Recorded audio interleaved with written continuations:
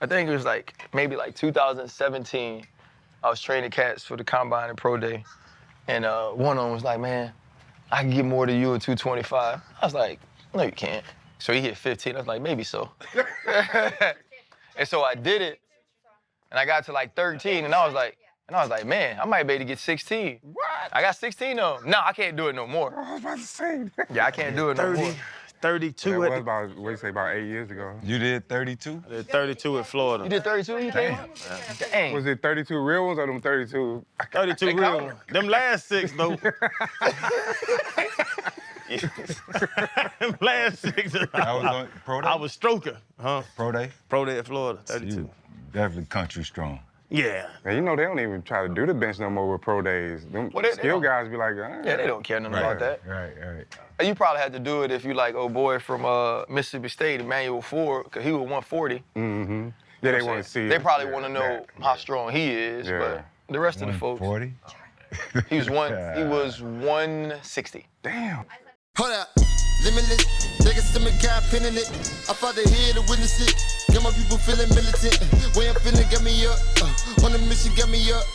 Knowing me, I got the key. Only vision I can trust. Trust. Limitless. Niggas to me got pinning it. I fought the head to witness it. Got my people feeling militant. Way I'm feeling got me up. All right, what's up, y'all? We're here with the Stingleys. Big Sting, Lil Sting. Big Sting. This is Big Sting now. This is Lil Sting. Derek Stingley Sr. and Jr. He changed it. So I was always Sting. He was Lil Sting. So then he was like, Dad, I'm Sting now. You got to go by something. So I either go by Coach Sting or Big Sting. All right, so we're going Coach Sting. This is Fred Taylor, Channing Crowder. I'm Ryan Clark. I've known you guys, for an extremely long time. It's so good to be at a football game, see him warming up, see you and your wife in the stands, and just get an opportunity to see the hard work that, you both put in to get to this position. I know the story. The story has been told, publicly before as well. But what was it like for you, Big Sting, to be the age you were in, to have a hero, someone you idolize, father drafted in the first round, coming into his own with the Patriots, and then, obviously the hit by Tatum that I would have to think changed all of your lives? It did. Growing up with an NFL dad, you don't even put that title NFL dad. It's just dad, right? And I see what he does. I saw him training, working out. Heck, I even saw him, he would bring home, back in the 70s, they would have the real film that you had to thread through the machine, and he'll put it on the wall, and we're watching tape, and I'm just looking like, what is he looking at? 'Cause I'm a young boy, but, I see him taking notes and all that. I see how he prepared and his approach. I see what he do during the off season. Like, my dad would do ballet during the off season. He did karate during the off season. So it was more to it than just football. The way he approached it was like, I got to do more. I got to do something else that's going to work my whole entire body or mind or whatever. And then just to see him out there and play. When he was playing, it was just graceful. It was, he did whatever he had to do. It was 110% always. It was never just, I'm just here, I'm gonna just run my route, I'm gonna do it to the best, I'm gonna block to the best, I'm gonna run to the best. Whatever his ability was, he made sure that he was over all that. And naturally, the hit, with him being paralyzed, as a family, and especially with me as a young boy, I had no clue what was going on. Because naturally it was a preseason game. It's in Oakland, California. We're home back in Chicago. That's where we were living at the time. And when that happened and everyone was saying, hey, your dad is in a situation to where, there's a chance he'll never be able to walk again. I couldn't even fathom that, knowing what I seen. The last time I seen my dad walking around the house, this big muscular guy, in control of his whole entire body.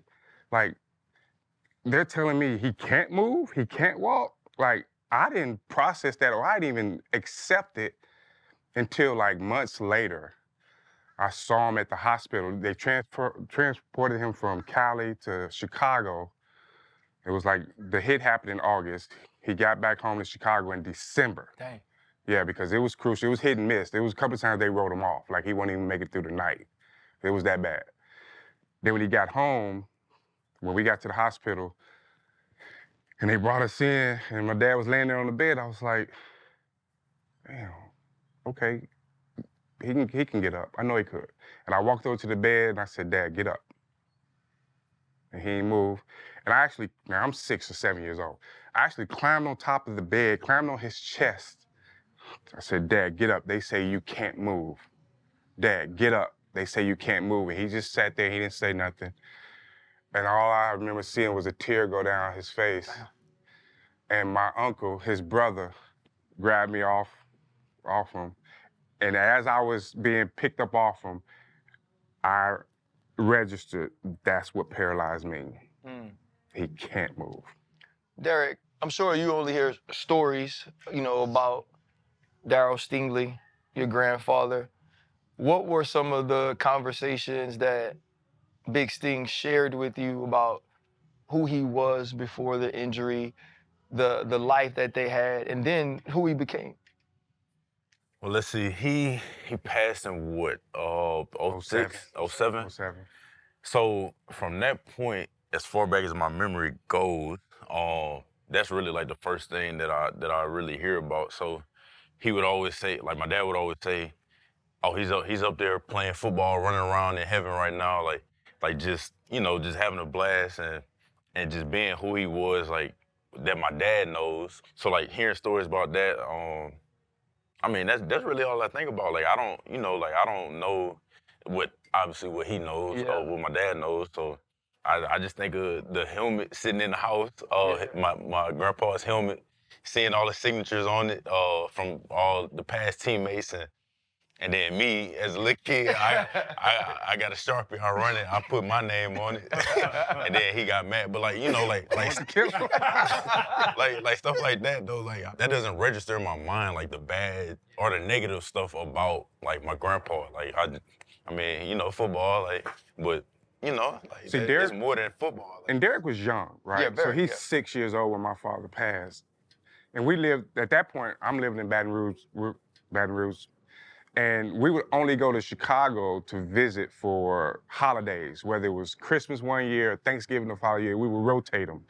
And Derek is like, baby 1, 2, 3, 4, 5.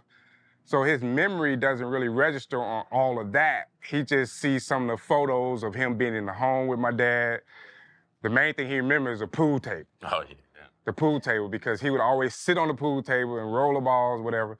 So naturally, when he bought himself a home, he got himself a pool table. Hey, that's an NFL purchase, though. You know what I mean? Yeah, Whether you're going to play pool or not, you're going to have a pool table. You gotta decide. Dining table, pool table. Yeah. Man, ain't pool nobody table. eating over here. Let me get that pool table. No, Big, for real. I gotta ask, man, with that, because we all saw that. We know what happened. We know the story. We seen the play. But that didn't make you run from football at all? Because I tell you, like, my dad had double knee, double hip playing. I had a bunch of knee surgeries. So now I have a son, and I'm kind of like, hey, man, let's go hit that baseball a little bit. Let's go shoot that basketball. That, like, being that close to a tragic thing like that didn't discourage any football in your mind? Well, we're a football family. So, like, my dad's dad, my grandfather, he played football, and my uncle played. Well, he got drafted by the Cowboys, but he didn't go. He decided to start up McDonald's and became one of the top black owners in the country of McDonald's. Then my dad played, of course, and then I would talk with my dad about it. He was like, son, what happened to me was a freak accident. How many guys have actually been paralyzed? He said, look, if you go out there thinking that something may happen, it's gonna find you. He said, as football players, what we do, we assume the risk. He said, but just learn how to play it the right way. Protect yourself. Understand how to tackle. Understand even how to fall. Understand how to get tackled. All the above, to where you know that if you do these things properly, and hopefully your opponent is playing in the same fashion, that you're gonna walk away from it. He said, don't go out there walking on eggshells. If you're gonna play it 1,000% the way it's supposed to be played. That's it. It's like you can't think about it. And we all know, all of us football players, we know if you go out there and just be like, nah, I'm not gonna go in there half, something's gonna happen. People ask me if my kids were gonna play, Because they'll see my boys, they were all big. They was like, Freddie, man, bring your boys out to my team. Like, but they gonna be straddling. Like, you can't be 1 foot in, 1 foot out. That's how things happen. No doubt. Right? But I wanted to ask Sting. Big Sting acknowledged that your family, you have a football family. Your great-grandfather down to yourself. Did you always feel that football was your destiny? Or was there a point in time where you considered doing something different? No, I mean, it was always football from the start. Even as a little kid, like the teams that my dad was coaching, I mean, I'm out there doing DB drills with his players, and we doing a route tree in the front yard like almost every day, or playing catch or something. Like it was always football. But there was a brief time period in middle school, like it was just basketball at that point. But I wasn't good, so like that don't but anyways, yeah, it was always football. Like that wasn't a second thought or nothing. Like that was just. Sting, being in Baton Rouge, I would always hear about you.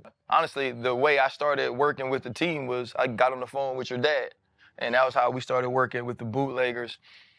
When did you start to take it seriously, though? Like there's running the route tree in the front yard, there's playing pitch and catch with my pops, and then there's, okay, we're going to make a go at this thing for college and maybe have an opportunity to play in the NFL.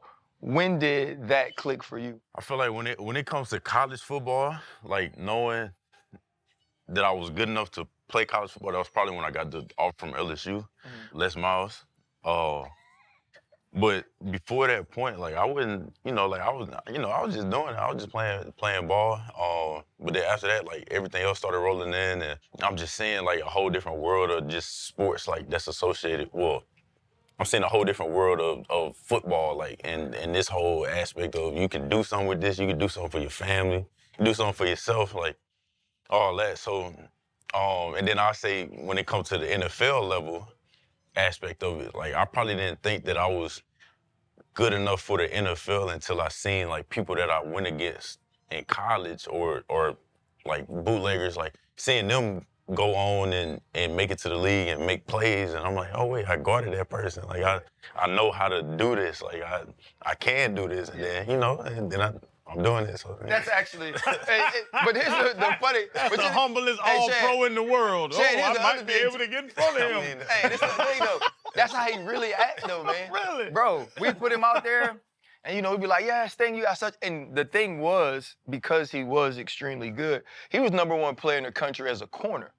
Right? So every wide receiver we played, to them, it was like, well, if I go beat him, now the rest of the world, social media or whatever it is, like I could get my stripes. And I never seen somebody care less. Like legitimately, bro, like he was just out there playing with his homeboys, having fun, and the other team they talking crazy, the coach pointing at him, and he just... Business as usual. Hey man, we play the game the right way. That's it. We just do it. But you could tell he was just taught. Big Sting, having seen it, right? Having been professional in 2 sports yourself, baseball and football, coached. I mean, the first time we crossed paths was in Pittsburgh. Yeah. As a father, we sort of sometimes have these rose-colored glasses of who our children are. But I often think like the guys that play professionally and have seen some things, you're more realistic about it. When was the point that you looked at him and you thought he could be something special? It was pretty young, because knowing the fact that I know how to evaluate and see talent, and when I say young, RC, I mean young. He was playing at the YMCA at he had to be no more than 5 or 6 years old. And I was naturally coaching the team, and it was a little flag football team. And, as coaches, you stand on the field, you stand behind the play. If you're on defense, you stand behind the play. If you're on offense. And I'm putting the defense together, the scheme. And we found a team, we was playing that team, that they were a throwing team. They knew how to pass the ball. And at that time, Derek had great hands then. Yeah. And I was thinking to myself, if they throw the ball anywhere near this boy, he's going to intercept it. Like, it's going to be picked off. Because you're still talking 5 or 6-year-old kids who really don't know the game. But then this team had a few athletes. And I said, okay, this might be his game to shine. And I remember they threw a pass. He was playing corner, but somehow he got into the middle of the field. Maybe he was in a cover 3 or whatever, and it was a deep middle ball.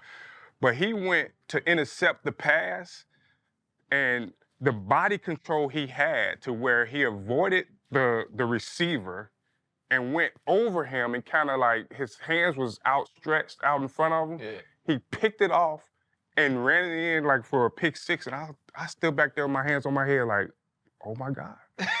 Like, how could somebody that young do that or think that? Now, that's when I first saw the greatness. And then it just kept being consistent. And I remember saying to myself, and I would say this to people nowadays, he always played up, meaning if he was 6, he could play with 10-year-olds. If he was 10, he could play with 14-year-olds. If he was 14, he could play with 18-year-olds. If he was 18, naturally he played at LSU, 22-year-olds. And it was always been that way where I said, he's just as good as guys that much older than him. And the skill set never changed. Yeah. And I say that to this day, his skill set never changed. You know, some people talk about all the other stuff behind it, like, okay, he just got to be available and all this. But his skill set has always been, in my opinion, elite. Sting and Big Sting. That's what we established on? Yeah. Okay. Well, he said he's Sting now. Yeah. He's Sting. He Lil used to Sting be to Lil me. Sting back in the day. I'm Big I Sting. know, right? I'm Hey, Big Sting. he Lil Sting to me. Big Sting. Even listen to Pop's talk. And since you was 5, he was coaching you. Did that put pressure, or now as a grown man, looking back, did that put pressure on y'all relationship? Because at home as Pops, but he got to tighten your ass up when you out there on that field. At any time with him being so involved in your career, did that put pressure on y'all relationship? Nah, that's not even. Nah. Like it's more of the. I've seen him coach grown men and get on grown men, but when he coaching me, like obviously he's my dad. Like he knows how to. If I'm pouting while working out, like he gonna be like a look or something, and then all right, now we getting back to what we gotta do. Yeah. If he's coach of the team or whatever, like in high school, he up in the press box and like he'll give a look or he'll whistle and then I'll look and be like, yeah, I know I just messed up. Like okay, I got you. Like then I go make a play or something like that. But I mean, nah, the pressure that was never not from him. Like I've never felt like that ever. So Yeah, aside from the pressure, who was tougher? Your mom, your dad, or your own expectations? Nah, my own expectations are higher than what anybody else. Like I told RC I was gonna get to it. a little I was gonna get to a it. little You something lied that to I me. wanted. But you know, like you still got time to do it, hopefully. Like stuff like that. Like something might look perfect from, the outside in, but I mean, we all players, like we know what we're capable of doing. And if it doesn't go according to how you see it, then you're just mad. Like you're like, what? I could have did this or that. So All right, Sting. So people think I'm a liar, right? And I've said this on TV multiple times. I feel like you could have been Travis Hunter before Travis Hunter. I 100%, I might have made this up in my head. I make a lot of stuff up in my head, right? I was like, okay, he's gonna be the best corner in football as a freshman and he's gonna return. And then I was like, then they're gonna work him in the offense as a sophomore. Watch how I do this. Because that's LSU, we are going to build a Heisman campaign for Sting. He's going to wear number 7 as a junior. He's going to play offense and defense. And I was like, it's going to be Mama Sting and Big Sting. And at that time, you were still Lil Sting. And Lil Sting, and they're going to win the Heisman. And I was like, I think he can do it. Was that ever something, though, that you had in your mind headed into college at LSU that you would be able to accomplish something like that? yeah, but I wouldn't put it in terms of thinking about the Heisman. Like I would just keep it like, I mean, growing up playing offense and defense, like that's what everybody did. High school, offense, defense, 7-on-7. Y'all need me for a jump ball. Yeah, but well, this is the thing. I was scared of your daddy.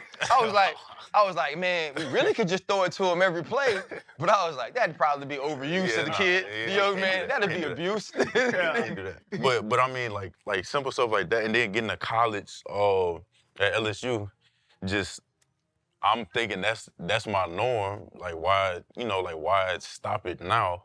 But obviously it didn't go according to plan. But I mean, it could have been done. But I wouldn't have done it in hopes of getting a Heisman. Like, I just would have just done it because that's what I've been doing. So. Oh, so that was my hopes. It's okay. You know. That's fine. I can have hopes for Let you. me chime in on that. So at his official home visit, when Coach O and Coach Raymond came to the house, Coach O talked about that. You know, naturally, he was a 5-star top corner in the country. He also could have been a top wide receiver in the country. We both know that. And Coach O mentioned, he was like, hey, man, you know, we want him to return. I was like, do punt returns. I was like, that's cool. He was like, hey, we want to put him on offense too. And I said, well, Coach O, I said, look, we're talking a kid that's coming from 2A football, and you want to put him right now, his freshman year, to play both sides of the ball? I say, let him just play corner first. Let's see what he can do in the SEC first at corner. And then his sophomore year, if that changes, you know, if you feel like he's mastered the corner position, put him on offense. And that's his sophomore year, well, we got COVID, and everything kind of changes. Yeah. And it just never happened from that I point. forgot about that. So, and then the following year was like, okay, this year 3, let's go into it. You know, getting ready for the season, he started feeling something in his foot, and at that point, it wasn't happening. Sting, like you mentioned, see if he could handle. Did you just say? You said see if he could handle playing corner and. Sting, both. I'll fight you. No, he put an emphasis on SEC. I said, right. He put an emphasis on SEC. I will fight you. RC. No, I'm not gonna fight you. You got swole since Sting got to the league. You don't see underneath that dry fit? RC. You go over there you want to. RC, look, I just wanted him to have, first of all, I know he had the confidence, but I wanted him to know that he can do it. He can play corner. SEC ball was different, and I was like, both ways. I've seen him at the Dunham School play both sides of the ball, never come off the field because he's also returning kicks. He's punting the ball. He's punt returner. He's the long snapper. He's the holder. He's all of that. I'm like, he never gets a break, and I have to be in the head say, hey, y'all need to give him a blow. Give him a break. Because he's not going to come out unless they tell him to come out, unless he return or punt return, and then he got to go in and he'll look at the little guy that was his backup saying, give me one. But I didn't want that in college because now I'm like, he still got to protect himself now. Yeah. It's different. And I was like, these boys, they're trying to make it to the next level, so they're going to hit harder. They're going to play harder. I want him to be sure that he can come off the field, okay? Right, and with that Sting, what was your welcome to college moment? Like a play that you remember like, oh, this is real. Practice. Yeah, I'm about to say. I was gonna say it wasn't nothing in the game. Jamal every day. I remember my first day of practice. I remember having the helmet on and running, and everything is blurry. Like I can't see nothing straight. Justin Jefferson hitch and go. We both fall down at the top of the row. Like, and I'm thinking he's still running. Jamar. Now I got to deal with Jamar over here. Now I got Terrace Marshall. Everybody forget about Terrace Marshall, but he was monster. Yeah. Then I got Terrace Marshall. The next thing you know, you got Clyde at receiver at 1, they ain't empty. Like it was just everything was just going through like my head. Like, oh my! First off, it's like this is LSU. Like I'm on the field at LSU in the indoor. Then it's like I was just in high school. I don't have a dorm yet. Like I don't like the first couple weeks I didn't have living at home. Like so, I mean, but it was really that though. Like it was that. Just being around all them, like seeing all them, like this is real. Like iron sharpen iron. That's like for amazing. real. Like that's just how it was. Like Wow. We saw the one-on-ones. Obviously, you know how life works. Those tapes get released, and people were able to have like the direct comparison to what Jamar and Justin had become at that time versus you weren't you 17 as a freshman? Like the entire year, right? Nah, No, not the whole year. Not the whole year, okay. And so now you come into your own and you're having an opportunity to play against them. You know that you could play against them. What was the entire 2019 season like? Like one of the greatest college football teams of all time. What was that run for you as a freshman? I mean, it's hard to think about as a freshman, like thinking about it like that, but I think of it more like the whole defense. The whole defense. I remember we're in spring and we're killing the offense. Like everything on defense is clicking. And then I remember we got, I think, like, what was it, like May? Like, you normally get May off or something like that. Then you come back for camp. And I remember now we're in summer camp, and people like, well, all right, so now we get to summer camp, the offense, they killing it. We couldn't stop them for nothing. So we're sitting there like, what did Joe Burrow just go do, like, within this 1 month that we had off?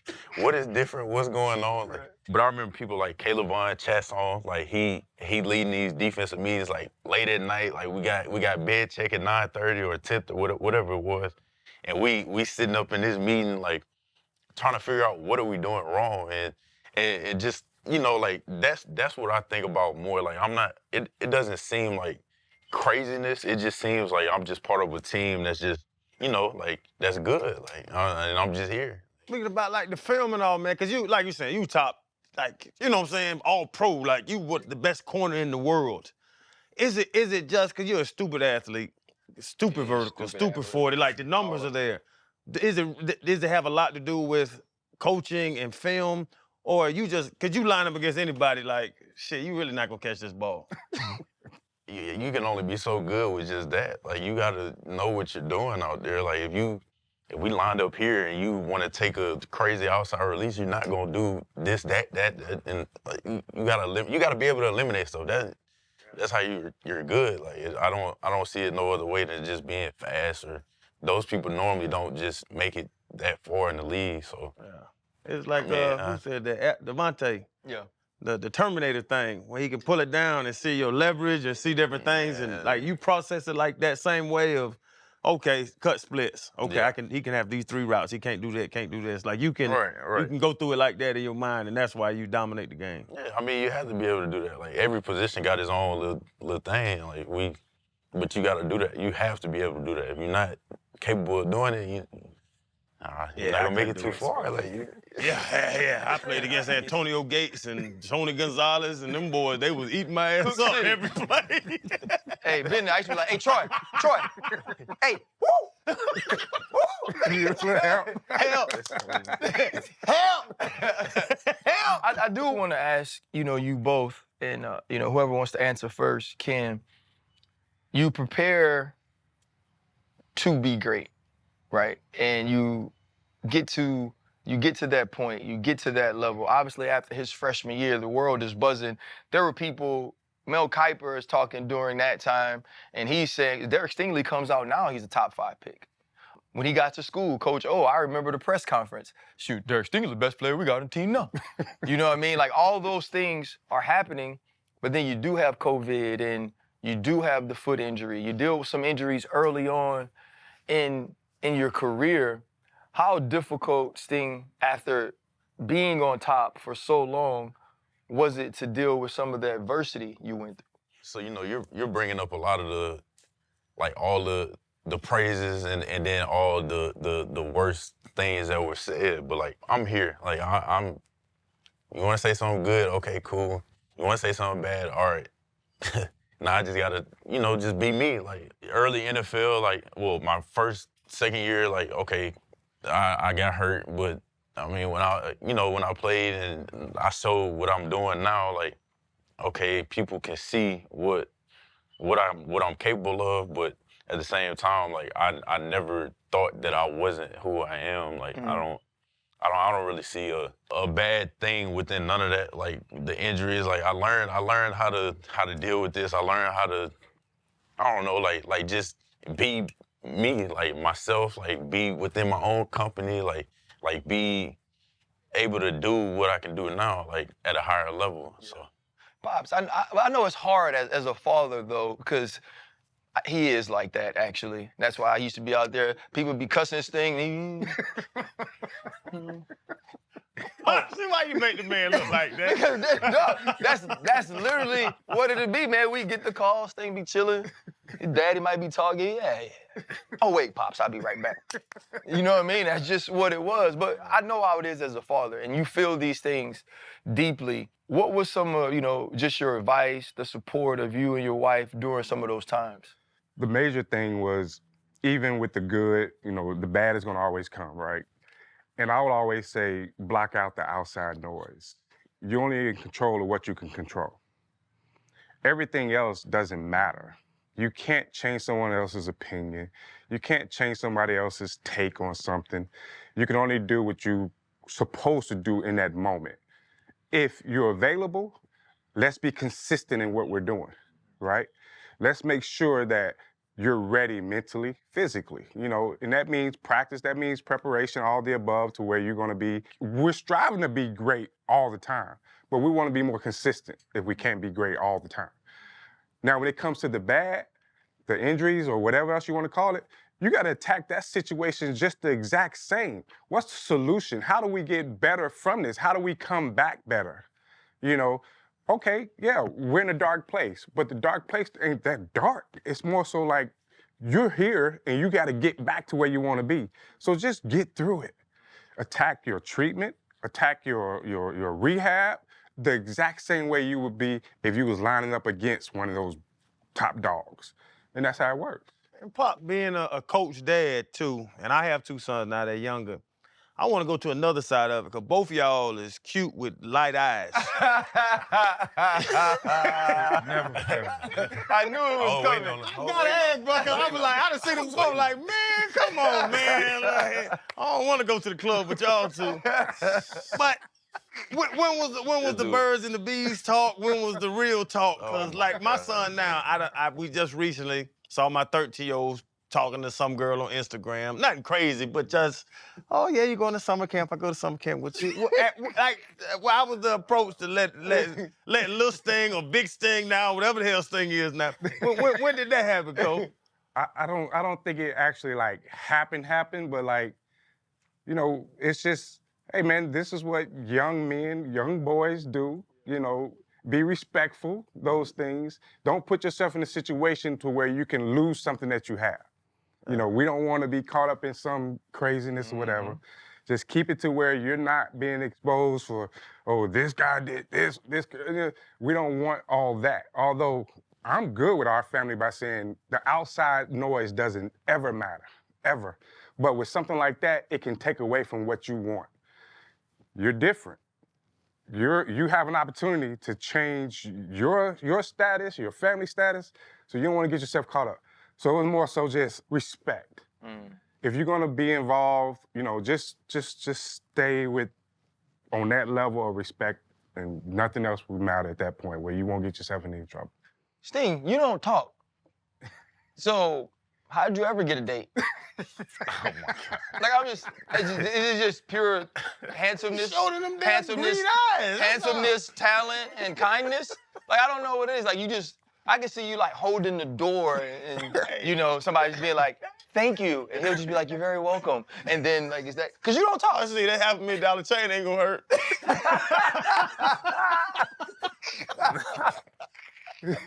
Oh my God.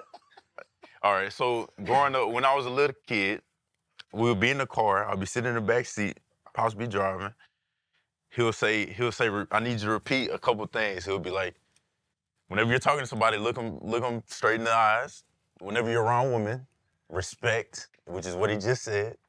And that comes along with holding the door open. Like that, like simple stuff like that's not, but I got my girl over there. I can't say it, right? That's that nervous answer. Like, I only hold the door for you, though. Like, I used to hold the door for everybody, because that was respect for everybody. Now, I just respect you. They just stare at each other. They don't even talk. That was funny. Yeah, I'll put him on the spot, man. Hey, but it's real. It's real. Like, I used to have to repeat stuff that he would make me. Your parents, man, I think they've done an amazing job, man. And like I said, we're always rooting for you. Ever since RC, would mention you way back when we started this show. But big thing, a lot of times it's a parent or a family's dream, right? To be able to see their kid go off and fulfill their dreams. But it's for 1%, right? And you've seen it all as a former player, as a dad of a player, as a coach, youth, all levels. A lot of people go crazy thinking, all right, my kid is gonna be the next such and such. What advice would you share with families, you know what I'm saying, that have these thoughts or dreams that this is gonna happen? You have to take a look in the mirror first. You have to say, okay, do you pass the eye test first? Because you can't be, 5'10", 250 pounds, think you're gonna be a nose tackle. You can't, right? You may play it in high school. You could get maybe D3, but you just can't. Now, sometimes some people slip through the cracks. You get 5'9", 150-pound guys that can return a punt or two, and he's on the team, and he's all pro or whatever you want to call it. If you don't take that look in the mirror and just assume, and you put all this time, energy, and possibly some money, into your kid's childhood dream, you might be out of some money, and your kid may be disappointed, and you may be disappointed as well.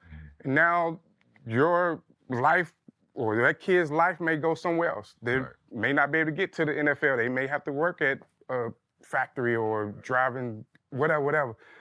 My thing is just make sure that you're being real. Yep.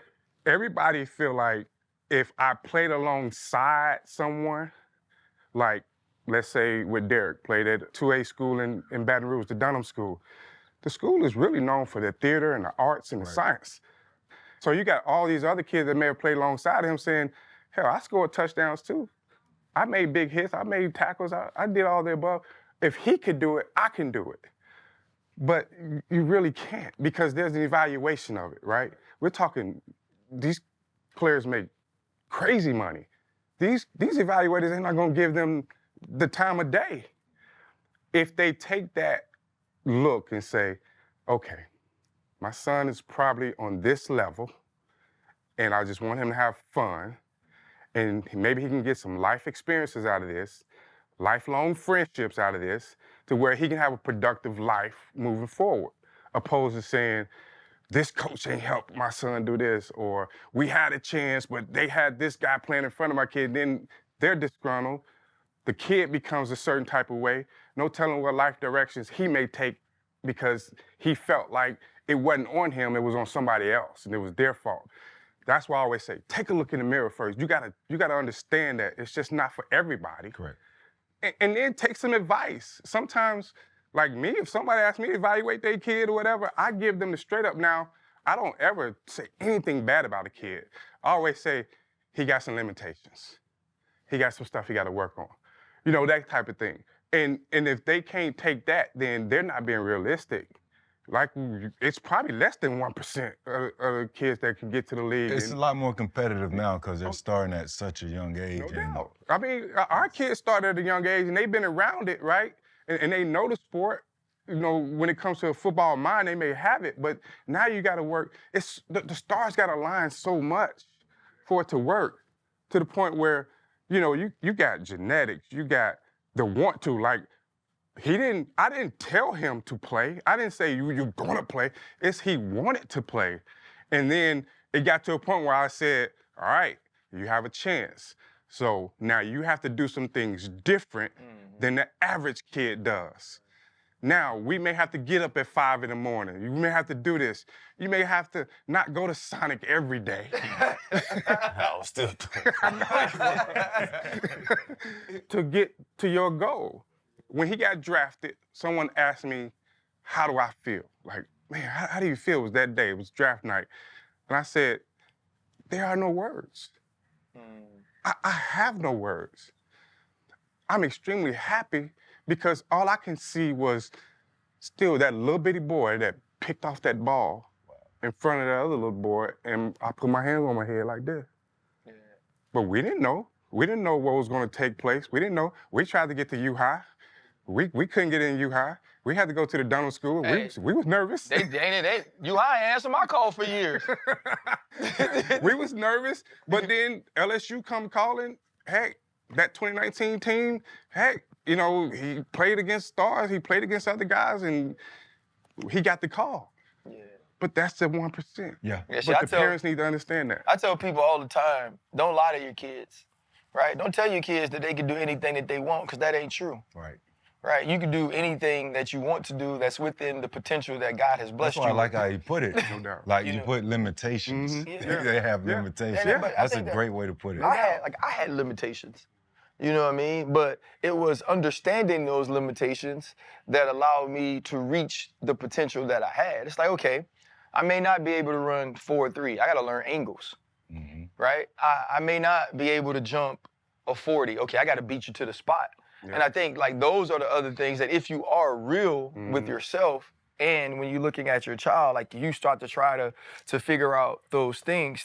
You know, you being an All-Pro is like the least surprising thing that's happened in a long time to me, right? To me, it was, if God allowed you to have your health, it was a win, not an if.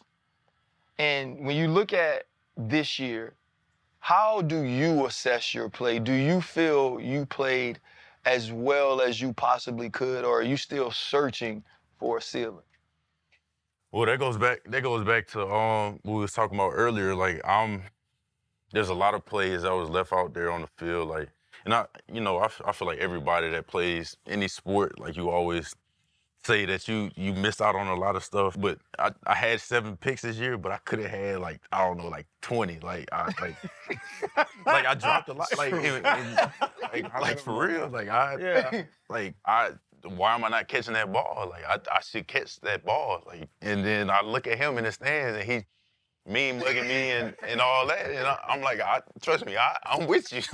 I'm with you. But you know, stuff like that, like whether it could be that, it could be a tackle that I missed, it could be like, running back was running with the ball like this, why ain't just punch the ball out? Like that counts too. Like it's not just about picks, like it's about the whole, and it was just a lot of plays. So yes, I feel like there's a lot of room to grow. And it's gonna happen.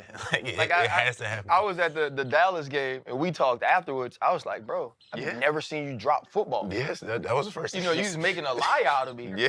Here I am on TV. I was like, oh, no. I was like, Sting got better ball skills than Jamar, Justin. I was like, he's never gonna drop a pick. We get to the game, he bomb. Cooper Rush trying to give it to him. Take it, Derek. Take it, Derek. Yeah, that's crazy. You're talking about your skill set. You can't escape just the whole practice piece of it. Earlier I asked you about your come to college, your welcome to college moment. And you mentioned all of those dogs that you had to practice against. And even on the league, in the NFL, you got Diggs, you got Nico, you got Tank. That's another trio of dogs. What's your toughest matchup in practice? All right, so I mean everybody know the big, like the names that you just named, with Nico, Tank, and Diggs, like, you know, the people that be out there. But my whole thing is nobody ever talk about the practice squad players that are out there in practice. Like, they are cold. Like, it's like you not just about to go out there and just like, go through the motions. Like, you got to be locked in every single, like people like Jared Wayne, like, I mean, you know, like the practice squad players for the Texans that we got, like, they in the NFL too. They right. That's what I always say. They're here for a reason. Like Jared Wayne, he made a catch in practice. One hand across his body and red zone. I was like, bro, like, what are you doing? Like, it's crazy. But yeah, like the practice squad players. Xavier Johnson, he played with CJ at Ohio State. He played receiver. Well, he started out as a quarterback, then running back, then now he played receiver. But he at the line, he moving just like Devontae Adams will move around in practice. Like, those are the matchups that you really got to think about and just lock in on. That was Cortez Hankton for us. Tez. Tez was that practice squad guy that used to serve all the DBs in practice. In They be Jacksonville. fresh too, though, Fred. Yeah, he do be fresh, the other one. but Tez was that guy, and man, I wanted to see Tez on the field. But you know, like you talking about the eye and the evaluators, I'm like, come on, man, y'all gotta give him a shot. For real, Right? But Tez was able to translate that. Not obviously as many reps as he would like in the league, but look at the receivers he's helped go back and give that knowledge to. Yeah. You know, so I feel you on Sting, that. like me, CJ Stroud has a very high opinion of you, right? And he talks about your skill set all the time. We spoke about the ups and downs of the game, though, right? CJ comes off of this amazing rookie season. You guys make it to the playoffs, win a playoff game against Cleveland. So the expectations of who he would be and who your team would be are sky high in training camp. What was it like for him and being around him this year as things didn't go as well as they did last year? Well, really, the main thing about CJ, like, regardless of win, loss, draw, like, he gonna praise God. Like, that's first thing he say in everything he talk about. And then he gonna take that faith and that knowledge that he got about God and just pull that and bring it to every life situation that he has like going on or with the team. Like he gonna make sure that he knows how to talk to every single person on the team. Like he's just a great leader. Like he's one of those people. And whenever, like, you know, from the outside, like you see stats and you see, oh, this person did this one year, and then the next year it really wasn't that. But you know, like on the team, like we don't see it. Like we see him go out there, like and he competing with every fiber of his being. Like he gonna go out there and he gonna make something work. Like it doesn't matter like what's going on. Like I don't know, he can be knocked out. He's still gonna try to throw the ball for a touchdown. Like all that. So I don't see nothing negative stuff from his first year to the second year. Like he's a competitor. Like he gonna go out there and do what he gotta do. Yeah. And Sting, we had the Pro Bowl. We all knows the week before the big one. And KC ended up knocking y'all off. Willie and Miko ain't like some of the calls. That was articulated. Talking about Willie Anderson? Yeah. Willie went Willie crazy. Anderson Jr. Oh, Willie. Yeah. But you know what I'm saying, all that game, not even getting to that, but this Super Bowl though, because you played these teams at a high level, you played against the Chiefs and all. How you think this game works out? You say that specific game? Philly, Kansas City. Philly, KC. Yeah. This game coming up. Okay, We ain't gonna go back for you because I don't want you to get upset because your daddy right here and his arms Hey, are too big. Never gets upset. What was that? Oh yeah, he don't give a damn. Yeah, I got the big ass chain on. I'm good. But no, hey, how you see Philly KC working out? I don't know too much about Philadelphia this year. We played against Kansas City twice, so Yeah. I mean I know more about them than the other teams, so I don't know. We're playing Mahomes, right? Because obviously against Houston, people are like, okay, they got bad calls. You know, the roughing on Willie, the slide, the unnecessary roughness. But in preparing to play him as a quarterback, not just the offense, but preparing to play Patrick Mahomes as a quarterback, how do you see him as a player? How do you prepare for him? Oh, well, as a cornerback with him, just like I'm not gonna say just like every other mobile quarterback, but like you know he's gonna extend a play, so now you know you about to go out there and have to play backyard football. Like it's gonna be a little tougher. Like you gotta guard him for way longer than you normally would. But I mean, you just take care of your job like at the beginning of the route, like whether that's at the line or you know like after that little holding phase, like the middle of the part, like I said, eliminating stuff. Like you just do your job like that, then you don't really have to worry about nothing. Like Kamari Lassiter on the other side. Yeah. He didn't have a single target in the Chiefs game, like, or I don't think he gave up a completion in the whole playoffs alone. Like that's him getting his job done. Like he taking care of business at the line, in the middle route, and at the top of the route, and he gonna go catch the ball too, or he'll hit you. Like you know, like yeah, I think it come down to all that. Like just do your job. Like that's simple as that. So I have a question for both of you, and you guys get to answer it from different perspectives. I want to start with you, you just regular Sting now. I keep forgetting how it works. Big thing. Father Stingley, Coach Stingley, like, golly, I make this so Father confusing. Stingley. Father Stingley, priest. you know, Sting, the conversation about legacies are important to families, to last names. Jerome Bettis did our show recently, and when his father dropped him off at Notre Dame, he said, I don't have a lot of money to give you, but I do have a last name. And he said, don't mess it up. You know, from your great-grandfather to your father, Darryl Stingley, you know, to you now passing that name on to your son. What do you want people to think of when they hear the name Stingley? But naturally, I always say we are a football family regardless. I think most people know that. That knows our story. They know that we're a football family. Before every game, after they have their warm-ups, team warm-ups, and he gets off the field, he'll call me, and we'll have our moment. And, you know, I give him some words of encouragement or some things that happen throughout the week that him and I talk about that, you know, was just prepare for this, look for this. And I always say, hey, man, you're building your legacy.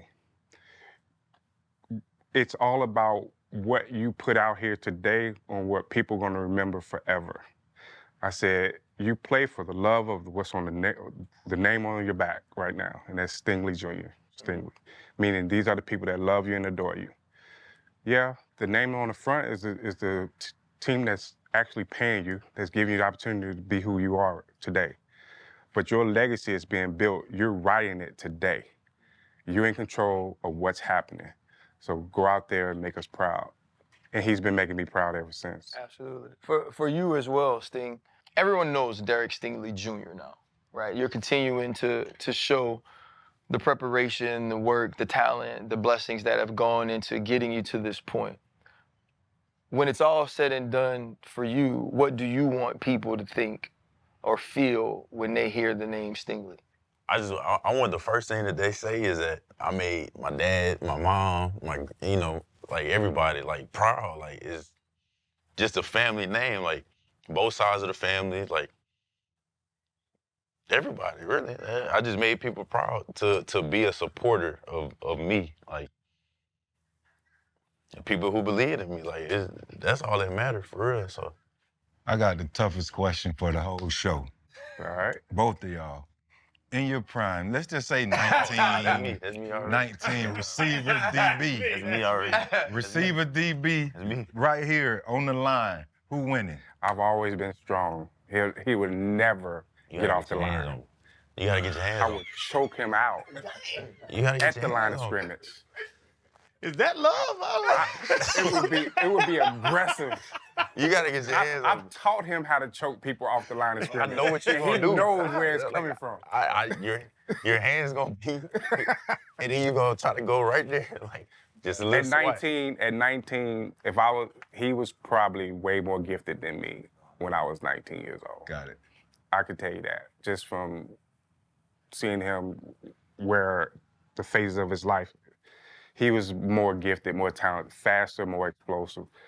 I know I was stronger than him, but he has all the talent. Like, because we worked on so many things. Like, I got this phrase that I use when I say, you know what, we're gonna work on your weaknesses to make them your strengths, but we're gonna work on your strengths to make them become second nature. And those are the things that I've always done with him. So if I saw a flaw, I went and tried to figure out in my mind on what drill I can do to correct that, to give him the ability to be better the next time that comes up. And that's how we always worked. I didn't have, naturally my father was paralyzed, so it was the words that helped me. He had me to where I can physically go through some things and talk it to him and demonstrate it. And so he has the leg up in my mind. Yeah, really. no doubt. That's real. Mentally, my dad gave me everything. I thought my father was the smartest person in the world. I gave him what I knew about the game, and to where he can come to me and say, what do you think? Or I always had to have an answer. So if you ever see me at a game, I'm like laser focused. I feel like I'm out there because I'm watching everything. I'm paying attention to the ebb and the flows. I'm paying attention to what happened in this play and that play, to where when him and I have a conversation, whether it's right after the game or whether it's the next day, I have some form of answers. So. And Sting, quickly on the way out, everybody, I don't want to say chasing, because that's kind of like, it's kind of, I don't know, it's pathetic or whatever, but like, as a corner, who is that guy that you look at, like I looked at Junior Seau as a linebacker. I've been watching Junior, like, if I can do what Junior did, 12 Pro Bowls in a row, so whatever, I was like, that's the standard. Who's the standard at cornerback? Champ Bailey.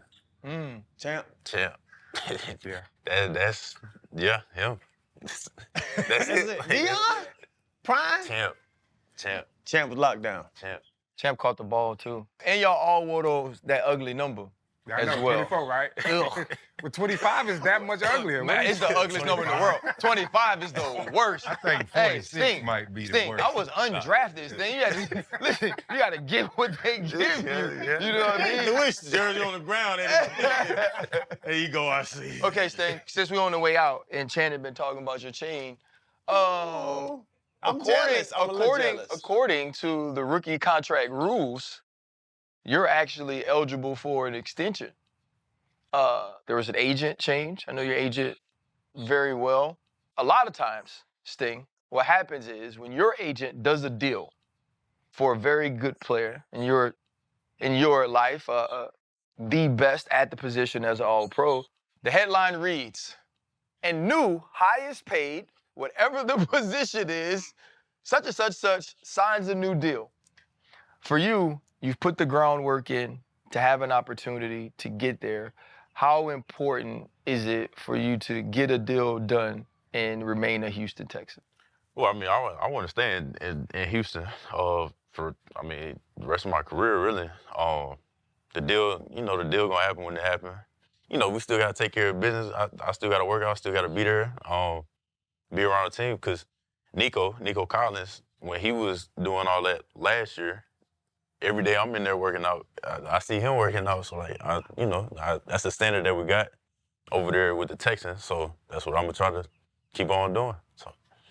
Hey, look. Yeah. Hey, I mean, What time is it? Hey, but nah, man, I appreciate y'all, man. Y'all know I love you both. Much love, so happy for you personally. I'm so happy for your family. Man, just continue to do what you do, man. And just remember, like, they put so much love into you, man, so much support. It is more than just you. I don't care about on the field, but walking around in life. Like, that name does mean a lot to a lot of people, man. And I'm really grateful for both of y'all. Yeah, we appreciate y'all. No Thank doubt. you, man. Yep, all love. Don't give me that old piece. Give me that old piece. Yeah, I'm going to go to work. I'm going to go to work because Nico went to work. Nico went to work, so I got to go to work. I'm just working, just grind and see what happens. I'm glad you made this happen, dude. Oh, no, I'm sure. No, that's cool, man. That's right. They're going to mess with it.